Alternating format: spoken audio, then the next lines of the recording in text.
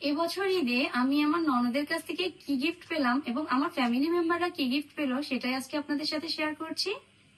তো প্রথমেই দেখছি এটা হলো আমার ছোট ভাইয়ের জন্য একটা শার্ট আর একটা প্যান্ট। তারপর আমার আরেকটা ভাই আছে বড়, ওর জন্য গেঞ্জি আর প্যান্ট, এটা ওর পছন্দ মতোই কিনেছি। আর আমার জন্য রেড কালার একটা স্কেডি, এটা আড়ং থেকে দিয়েছে। আর আমার বাবার জন্য একটা পাঞ্জাবি পায়জামা।